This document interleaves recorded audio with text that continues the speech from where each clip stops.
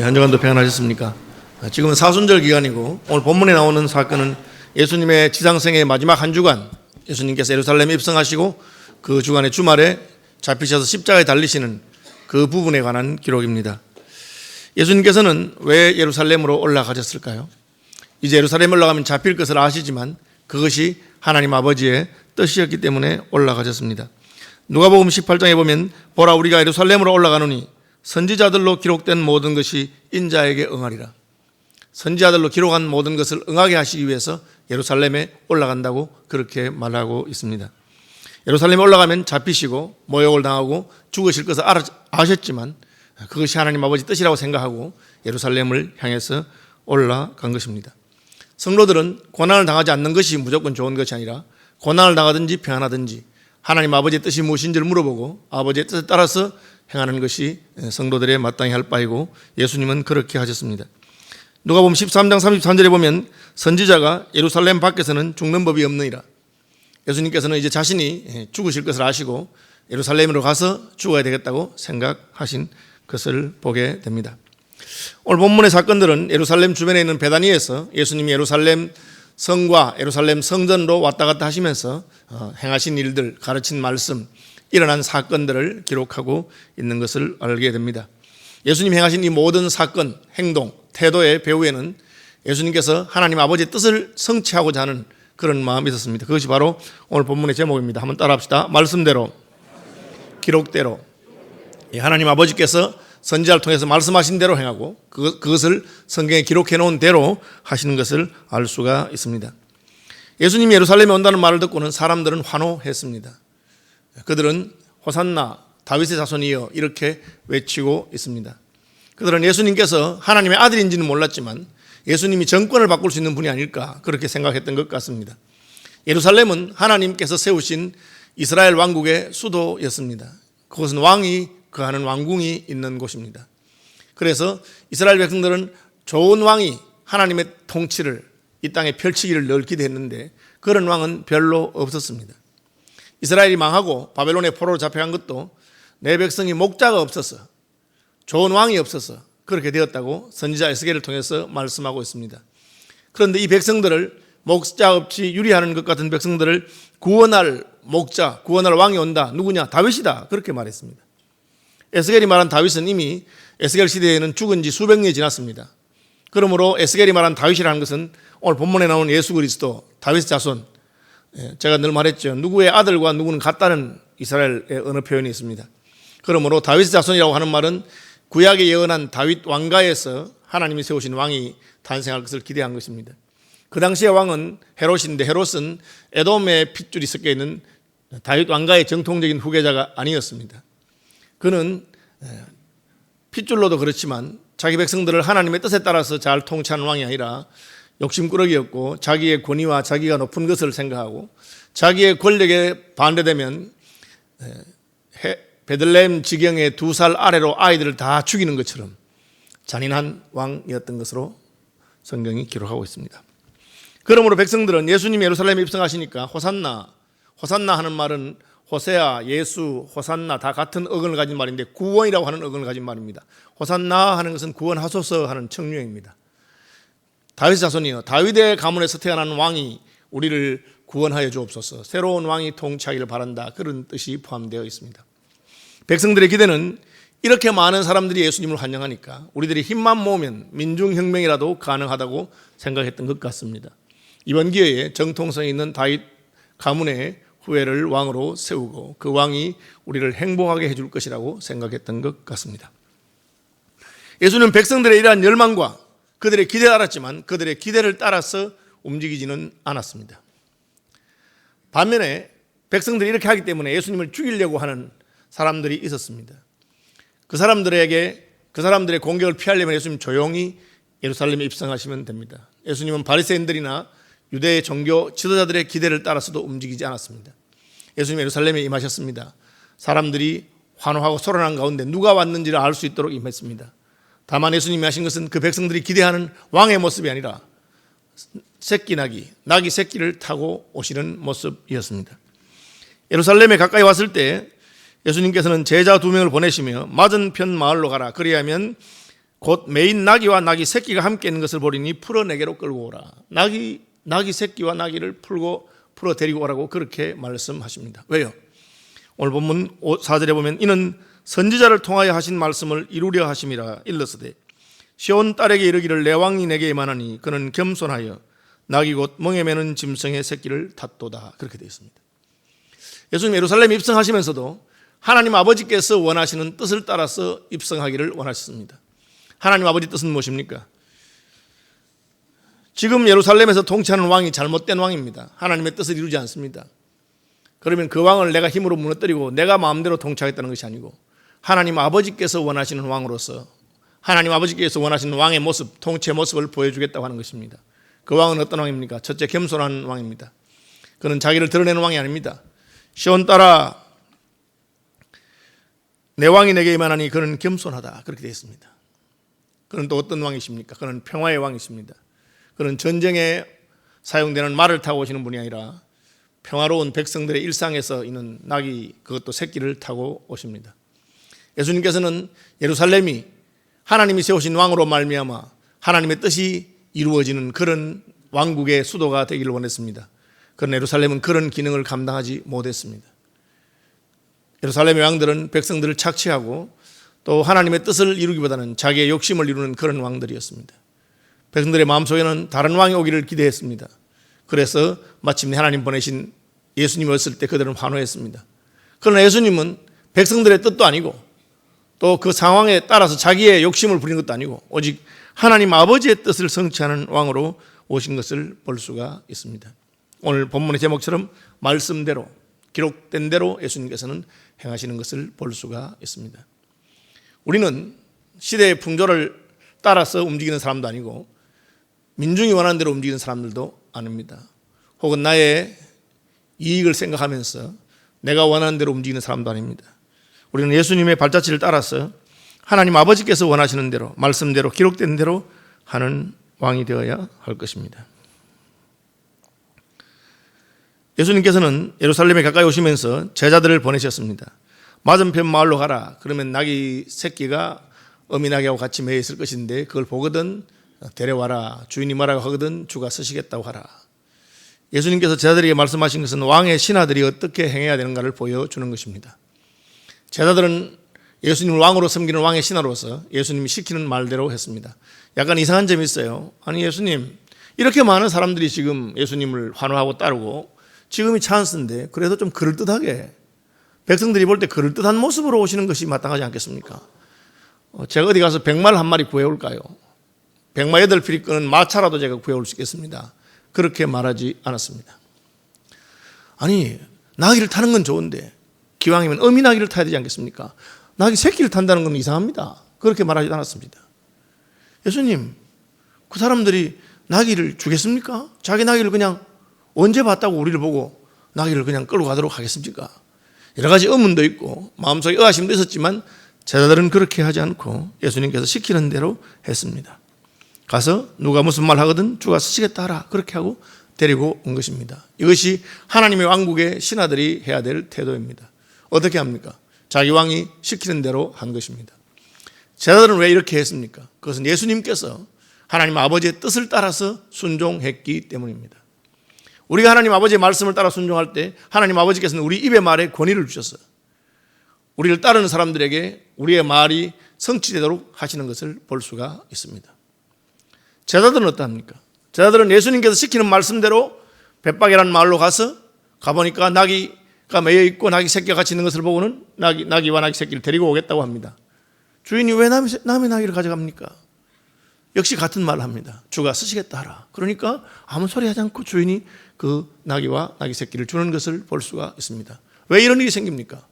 역시 제자들이 자신들의 왕이신 예수 그리스도의 말씀대로 그분이 말씀하신 대로 순종할 때 하나님께서는 우리의 말에 권위가 있게 되는 것을 볼 수가 있습니다. 나귀의 주인은 이해가 안 되는 점이 있을 것입니다. 그러나 그는 아무 말하지 않고 주가 쓰시겠다 할 때 그대로 나귀를 내어드립니다. 나귀 주인은 딴 말 하지 않았습니다. 기왕 데려가려면 큰 놈을 데려가시죠. 새끼를 왜 데려가십니까? 그렇게 말하지도 않습니다. 마침 제가 말 한 마리를 사둔 게 있는데 그 말을 가져가시면 어떻겠습니까? 그렇게 하지도 않습니다. 이 사람들 생전 처음 보는 사람들이 주가 누구야?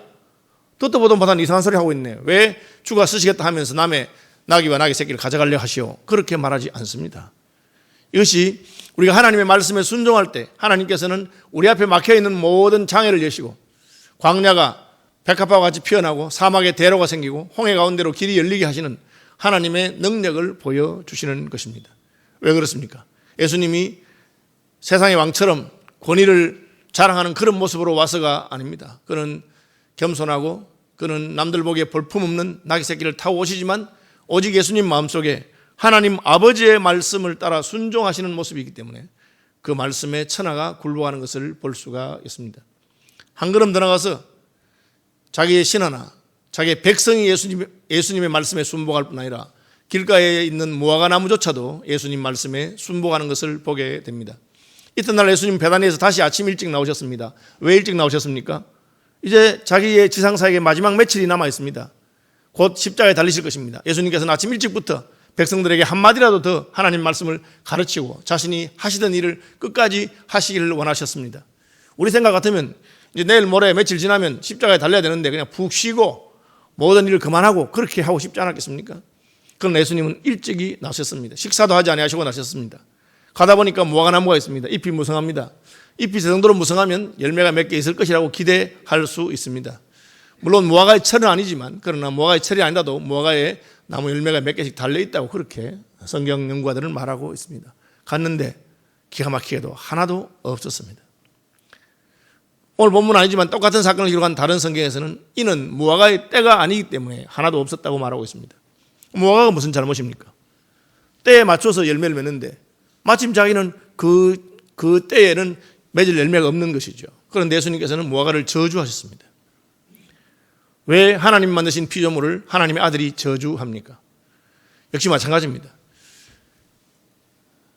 예루살렘의 왕이 하나님 아버지께서 세우신 왕이기 때문에 하나님께 영광을 돌리고 백성들을 하나님의 뜻에 따라서 통치해야 될 책임이 있는 것처럼 하나님이 지으신 모든 피조물은 하나님께서 만드신 목적을 따라서 존재해야 되는 것이 그들의 목적입니다. 그 목적을 따라서 존재하지 않는다면 더 이상 존재할 필요가 없다는 것입니다. 무화과나무의 존재 목적이 무엇입니까? 무화과나무를 만드신 무화과나무의 주인이신 하나님이 원하시는 때에 열매를 맺어드리는 것입니다. 나귀도 마찬가지지요. 나귀는 커서 사람을 태우는 것이 적당하다고 생각합니다. 그러나 예수님께서는 아직 어린 나귀 새끼를 타십니다. 얘는 아직 때가 안 돼서 좀 이따 큰 다음에 나중에 그때 나귀를 타시죠. 그렇게 하지 않습니다. 비록 어린 나귀고 사람을 태워본 적이 없는 멍에를 메어보자는 나귀라 하더라도 주께서 지금 쓰시길 원하신다면 그것이 바로 주님의 때요. 그 때에 순복하는 것이 왕의 통치를 받는 하나님의 통치를 받는 모든 피조물들이 마땅히 해야 될 바입니다. 그것을 표적으로 보이신 것이 바로 무화과나무가 열매가 없는 것을 보시고 저주하시니까 무화과나무는 말라 죽었습니다. 여러분, 우리가 내 인생에 있어서 어떻게 하나님을 섬길 것인가 하는 것조차도 하나님께서 내게 말씀하시고 나를 부르시고 하나님이 쓰시겠다는 그때 쓰임받으면 되는 것입니다. 지금 주님이 여러분에게 원하시는 것을 하십시오. 나중에 하겠습니다. 나중에 내가 형편이 되고 시간이 되고 여유가 되면 하겠습니다. 그렇게 말하는 것이 아닙니다. 주님이 지금 쓰시겠다 하면 그때 나를 드리는 것이 순종하는 것입니다. 그것이 바로 말씀대로 기록대로 하는 것입니다. 예수님께서도 그렇게 하셨습니다. 이제 내가 예루살렘에 올라가는 것은 성경에 기록된 대로 선지자들이 말한 대로 내가 예루살렘에 올라가서 죽으려고 한다. 예루살렘 밖에서는 죽는 법이 없다고 그렇게 말씀하시면서 올라가면 죽을 줄 아시지만 올라가신 것입니다. 예수님께서는 당신이 그렇게 하나님 말씀대로 기록대로 순종하셨기 때문에 자기의 제자들도 백성들도 나귀의 주인들도 심지어 무화과나무조차도 예수님 말씀대로 순종하기를 기대하신 것입니다. 그 주님의 기대를 따르지 아니한 무화과나무는 더 이상 존재할 이유가 없습니다. 세상에 존재하는 모든 것이 하나님을 위해서 존재한다. 만물이 그를 위한 것이다. 그것이 성경이 우리에게 선포하는 바입니다. 우리가 주님을 위한 자가 될 때 만물은 우리를 위한 것이 될 것입니다. 아담 하와가 하나님의 창조함을 받고 하나님의 형상으로 지음받았을 때 천하 만물은 아담과 하와의 명령을 듣도록 그렇게 지어졌습니다. 그러나 아담 하와가 하나님 말씀을 어기고 하나님을 떠났을 때 땅은 반역하기 시작했습니다. 땅은 가시와 엉겅퀴를 내고 더 이상 사람의 명령에 순종하지 않습니다. 왜? 우리가 하나님의 말씀대로 하지 아니하고 우리가 하나님의 뜻을 따르지 않았기 때문인 것입니다.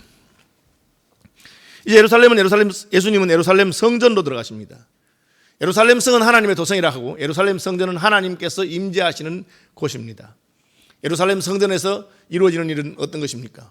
하나님을 드러내는 곳입니다. 하나님이 임재하도록 하는 것이고, 첫째로 그곳에 제사를 드려서 죄지은 백성이 하나님 앞에 올 수 있도록 죄 사함을 얻게 하는 일을 하는 곳입니다. 다른 말로는 예배라고도 할 수 있고, 다른 말로는 하나님을 섬기는 것이라고 할 수 있습니다. 두 번째는 무엇입니까? 예루살렘 성전은 기도하는 곳입니다. 내 집은 만민의 기도하는 곳입니다.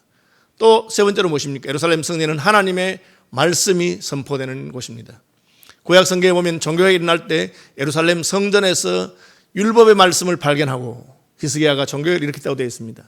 성전에서 언약의 말씀, 토라, 율법의 말씀에 두루마기를 가져다가 제사장이었던 에스라는 백성들 앞에서 그 말씀을 읽고 백성들은 그 앞에 회개하고 애통하고 돌아왔던 것을 볼 수가 있습니다. 다시 말하면 제사 지내는 것, 하나님 앞에 회개하고 죄를 사하는 것, 그리고 하나님 말씀을 듣는 것, 그리고 기도하는 것, 그것이 예루살렘 성전의 중요한 기능들 중에 하나였습니다. 예수님 예루살렘 성전에 갔을 때 무엇을 보았습니까? 기도하는 곳으로 지어진 예루살렘 성전이 장사꾼들이 장사하는 곳이 된 것을 보았습니다. 역시 같은 사건을 기록한 공간복음의 다른 표현을 보면 내 아버지의 집은 만민의 기도하는 집이라, 오늘 본문에 만민이란 말이 빠졌는데 만민의 기도하는 집이라고 했는데 너희가 강도의 속을 만들었다라고 되어 있습니다. 이 만민이라고 하는 것은 이스라엘 백성들만 예루살렘 성전에 와서 기도할 수 있는 것은 아니었습니다. 성전을 헌당한 다음에 하나님께서는 이방인의 뜰을 만들어 주셔서 비록 그들이 유대인이 아니고 아브라함 후손이 아니라 하더라도 이스라엘의 하나님 여호와를 섬기고 그분께 와서 기도하기를 원한다면 이방인의 뜰에서 기도할 수 있었습니다. 유대인들이 생각할 때 우리 성전에 이방인들을 위해서 이렇게 넓은 뜰을 제공할 필요가 없다. 오는 사람도 별로 없으니까 이 뜰은 오히려 유대인들이 제사 드리는 데 편하도록 양과 소를 사고 팔고 비둘기를 사고 팔고 성전에서는 동전을 바꾸는 그런 곳으로 쓰면 좋겠다 하고는 이방인의 뜰을 장사꾼들이 장사할 수 있는 장사하는 구역으로 바꾸어 놓은 것입니다. 예수님께서 오셔서 그것을 보고 진노하셨습니다. 왜? 성전은 하나님의 뜻이 이루어지는 곳이고 하나님께서 계획하신 일들이 이루어지는 곳입니다. 하나님께서는 이스라엘 사람들만을 위하여 성전을 만드신 것이 아닙니다. 하나님은 천하 만민이 성전에서 하나님을 만날 수 있도록 하기를 원하셨습니다. 그 일에 이스라엘 백성들이 수종들고 사용된 것이지 이스라엘만을 택하신 것은 아닙니다. 구약 성경에 이스라엘 택하신 것은 이스라엘을 통해서 천하 만민이 구원받는 일에 도구가 되기 위한 것입니다. 그래서 주님께서는 진노하셨고 장사꾼들의 상을 엎으시고 비둘기 파는 사람들의 상을 엎으시고 돈 바꾸는 사람들의 의자를 엎으시는 일을 하셨습니다. 성전의 제사장들은 예수님이 그렇게 하셨음에도 불구하고 아무 소리 하지 못했습니다. 왜? 자기들도 성전이 그런 곳이라는 것을 알고 있기 때문에. 아버지 집은 기도하는 집인 걸 알았습니다. 기분은 나빴죠. 엎으니까. 그러나 예수님이 하는 행동에 대해서 할 말이 없었습니다. 성전은 기도하는 곳이었기 때문에 그렇습니다. 그 다음에 맹인과 저는 자들이 성전에서 예수께 나오매 고쳐주셨습니다. 장애를 가진 사람들은 하나님의 성전에 갈 수 없는 그런 구약의 율법들이 있습니다. 그런데 예수님께서는 그들이 맹인된 것을 고쳐주시고 전원자가 된 것을 고쳐주셨습니다. 그래서 하나님 앞에 나갈 수 있도록. 성전은 어떤 곳입니까? 고통당하는 자가 하나님께 와서 회복되고 치유받고 힘을 얻는 곳입니다. 그것이 솔로몬이 성전을 짓고 헌당하면서 한 말입니다. 이곳에 와서 하나님께 부르짖으면 하나님께서 그 기도를 들어주시는 것이에요.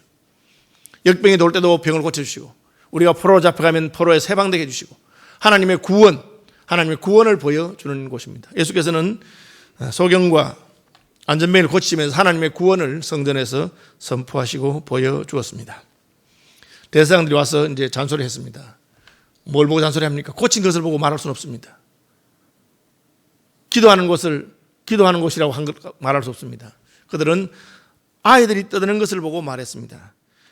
성전에서 소리질러 호산나 다윗의 자손이여 하는 어린이들을 보고 노하여. 아니 쟤들이 왜 입을 닥치지 않게 하느냐? 지금 당신을 보고 구원해달라 하지 않느냐? 당신이 무슨 하나님이야? 당신을 보고 호산나 하지 않느냐? 애들 입을 좀 다물게 하면 안 되겠느냐? 그렇게 화를 냈습니다. 예수님께서는 또 말씀하십니다.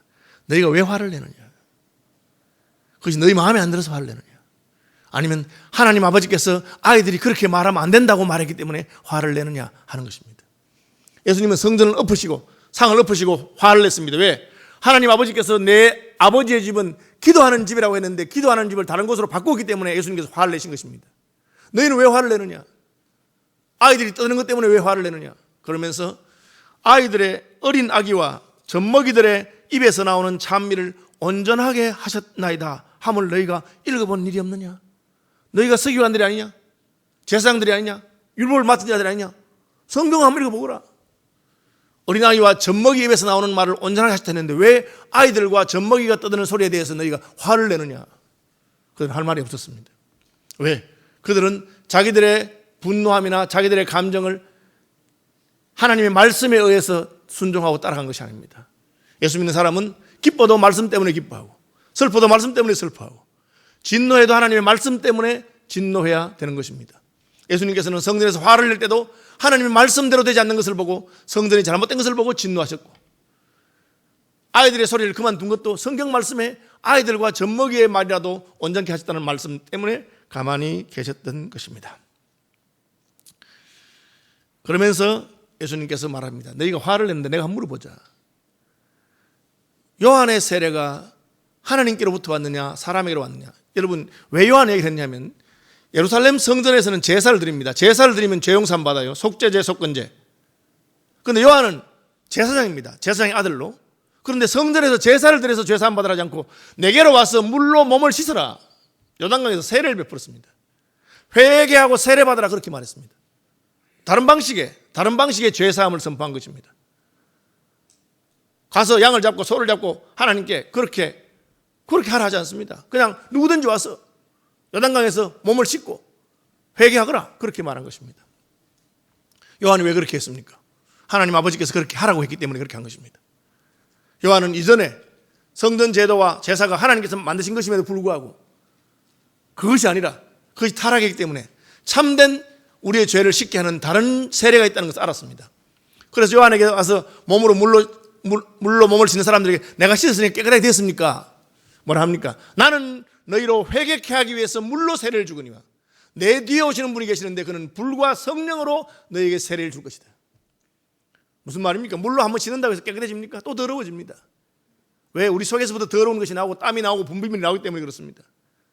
그러나 우리가 정결케 되는 것은 우리의 영혼에서부터 하나님의 성령의 불이 임해서 하나님께서 우리를 새롭게 하시고 우리의 거룩한 열망을 주시고 죄를 미워하는 마음을 주시고 죄와 싸우는 그런 마음을 줄 때 하나님이 우리를 도우셔서 우리가 거룩하게 되는 것입니다. 요한은 단순히 해마다 드리는 제사로는 온전케 할 수 없기 때문에 불과 성령으로 세례를 주시는 분이 온전한 제사를 드릴 때가 있는 것을 알았습니다. 그래서 더 이상 예수님 오신다 하면 더 이상 유효할 필요가 없는 그 성전 제사가 아니라 물세례를 가르친 것입니다. 굉장히 기분 나쁜 일입니다. 제사장들로 봐서는. 아니 우리가 성전에서 제사를 지는데 왜 딴 걸 하느냐. 그러나 아무 말 못했습니다. 왜? 성전에서 안 그러고 요단강에서 그러니까 멀리 떨어지니까 자기들의 영업하고는 별로 관계없으니까. 또 왜 가만히 있습니까? 백성들이 요한을 선지자라고 알고 있기 때문에 그렇습니다. 역시 예수님의 말은 그것입니다. 너희가 요한에 대해서 입도 못 띄는데 만약 너희가 하는 것이 옳다고 알았으면 왜 말 안 했느냐? 너희가 움직이는 동기가 하나님의 말씀도 아니고 하나님의 뜻도 아니고 그저 너희의 어떤 유익과 관계된 것이 아니냐. 그렇게 반문한 것 꼭 같습니다. 백성들이 요한을 선자로 여기기 때문에 어찌하지 못했다는 것입니다. 그러면서 예수님이 두 가지 비유를 말씀하십니다. 포도원 비유입니다. 아버지가 두 아들이 있었는데 큰아들에게 야 이리 와서 오늘 포도원에서 일 좀 해라. 아들 앞에서 예 했습니다. 그 말은 포도원에서 일하는 것이 아들로서 마땅한 의무라는 걸 알았다는 뜻입니다. 아버지가 가니까 안 합니다. 아이고 영감쟁이 나만 보면 일 시켜 하고는 아버지가 간 다음에 일하지 않습니다. 아버지가 알고 둘째 아들을 불렀습니다. 야 너도 일 좀 해라. 아니 형도 안 하는데 왜 자꾸 날 보고 일 시키는 거예요. 아버지 내가 만만한가 봐. 그리고는 안 한다고 갔습니다. 나가다가 마음의 가책을 받았습니다. 아 참 아버지가 얼마나 힘이 들겠나 내가 좀 도와드려야 되겠다 하고는 안 한다고 했는데 가서 일했습니다. 이들 둘 중에 누가 아버지의 뜻대로 했느냐? 당연히 둘째 아들입니다. 유대인들도 그렇게 말했습니다. 그 얘기를 한 것입니다. 너희가 성전에 있다고 해서 내가 입으로 율법을 덜 먹인다고 해서 그것이 하나님 아버지의 뜻대로 하는 것이냐? 실제로 하나님 아버지가 시키는 대로 하거라. 너희가 성전을 짓고 있으면서 성전은 장사꾼의 소굴을 만들고 너희가 하나님 아버지께서 말씀하신 요한을 통해서 하나님의 말씀이 임하고 해도 거기 가서 회개하고 세례받지는 않으면서 무슨 얘기를 하고 있느냐? 너희는 요한이 의에 들어왔을 때 믿지 않았지만 세리와 청년을 믿었으며 너희는 이것을 보고도 끝내 뉘우쳐 믿지 않았도다. 하나님께서는 너희의 행동을 볼 것이다. 너희가 진실로 회개하지 않는다면 제사제도가 무엇이며 너희가 성전에 섬긴다고 하는 것이 무슨 유익이 있겠느냐, 그렇게 말씀하셨습니다. 그리고 또 다른 비유 하나를 하셨습니다.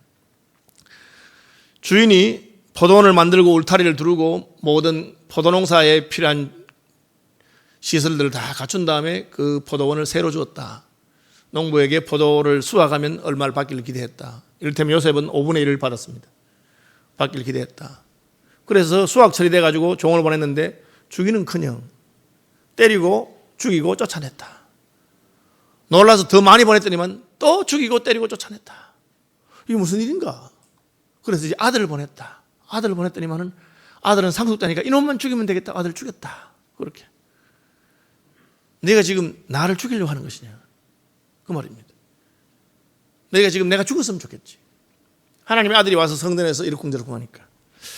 이 본문은 여러분 37절에 후에 자기 아들을 보내며 이르되 그들이 내 아들은 존대하리라 하였다. 이 통일교에서 이 구절을 가지고 신문에 중앙일간지 신문에다가 신문 한 면 전체를 가지고 광고를 내면서 누가 예수를 십자가에 못 박혀 죽기 위해서 왔다고 가르치는가? 예수님은 죽기 오신 분이 아니고 백성들의 존대를 받으러 하나님 보냈는데 이 무식한 백성들이 예수님 몰라보고 십자가에 죽였기 때문에 예수님은 한을 품고 억울하게 돌아가셨다. 이 예수님의 한을 풀어주러 오신 분이 문선명 선생이다. 아니다, 정명석 선생이다. 아니다, 이만희 선생이다. 이런 식으로 나가는 겁니다. 여러분 37절을 보면 자기 아들을 보내며 이르되 그들이 내 아들은 존대하리라. 상당히 설득력 있잖아요. 그들은 세상하기를 포도원은 세상이고 예수님 아들은 예수님이고 예수님이 와서 세상에서 존대를 받기를 원했는데 세상이 예수님을 몰라주고 무시했기 때문에 억울하게 원통하게 십자가에 달려 죽었다. 그렇게 가르칩니다. 여러분 비유는 항상 자세하게 살펴봐야 됩니다. 그리고 문맥을 따라봐야 됩니다. 이 포도원이 세상이냐? 아닙니다. 왜 아니냐? 45절 대제사장들과 바리새인들이 예수의 비유를 듣고 자기들을 가리켜 말씀하십니다. 이 포도원은 세상이 아니고 성전입니다. 포도원의 농부들은 세상 사람들이 아니고 성전에서 봉사하는 사람들을 말합니다. 성전은 하나님의 집입니다. 하나님의 집을 관리하라고 제사장들과 종교 지도자를 세웠는데 그들이 선지자들의 말을 듣지 않고 세례요한의 말도 안 듣습니다. 또 누구의 말 안 듣습니까? 예수님 말을 듣지 않습니다. 그리고 예수님을 죽이려고 한다 그 뜻입니다. 예수님께서는 존대함을 받으러 왔습니까? 세상의 존귀함을 받으러 온 건 아닙니다. 그러나 예수님은 자기 백성들이 자기를 영접하기를 원했습니다. 자기 땅에 오매 자기 백성이 영접하지 않았다. 그럼 끝입니까? 아닙니다. 영접하는 자, 곧 그 이름을 믿는 자들에게는 하나님의 자녀가 되는 권세를 주셨습니다. 예수님이 기대하신 것은 유대의 지도자들이 예수님을 메시아로 알고 영접해서 그들과 함께 세상의 복음을 전가하는 것입니다. 그러나 그들이 예수님을 영접하지 아니하고 쫓아냈기 때문에 예수님은 다른 사람들을 구했습니다. 예수님의 새 포도주 부대인 신약 교회를 영접하는 자들을 통해서 새롭게 하신 것입니다. 예수님 실패하신 것이 아니죠. 그래서 그 이야기를 한 것입니다. 오늘 본문에는 안 나오지만 같은 사건을 기록한 신약 성경의 다른 본문에는 너희들이 나를 죽이려고 하느냐? 아닙니다. 그 무슨 말입니까? 그래? 그럼 왜 성경에 건축자들의 버린 돌이 모퉁이의 머릿돌이 되었다고 했느냐? 죽인다고 되어 있다.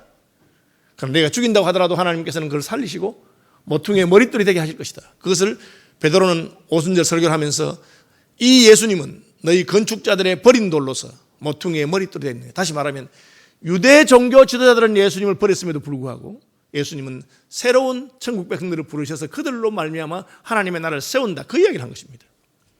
그것을 마치 예수님께서 세상에 와서 세상 사람들에게 버림받았는데 그래서 새로 왔다. 그런 식으로 가르치면 안 되는 거죠. 하나님 말씀을 이야기하면서 자기 멋대로 아전인수격을 해석하는 오늘날 많은 이단들과 사이비들이 많이 있는 시대입니다. 여러분 하나님 말씀에 익숙한 분이 되시길 바라고 하나님 말씀대로 순종하는 분들이 되시길 바랍니다. 첫째는 여러분 이런 기회에 있으면 성경 말씀 많이 보시고 또 교회에 다른 행사가 없으니까 좀 더 본질적인 일 하나님과 교통하고 예배하고 개인적으로 자기를 돌아보고 회개하는 그런 시간을 삼으시기를 바랍니다. 그리고 말씀에 깨달음이 있으면 깨달은 대로 순종해서 하나님께서 기뻐하는 열매를 맺으시기 바랍니다. 그 결과는 무엇입니까? 뭐가 나무가 우리의 말에 순종할 것입니다.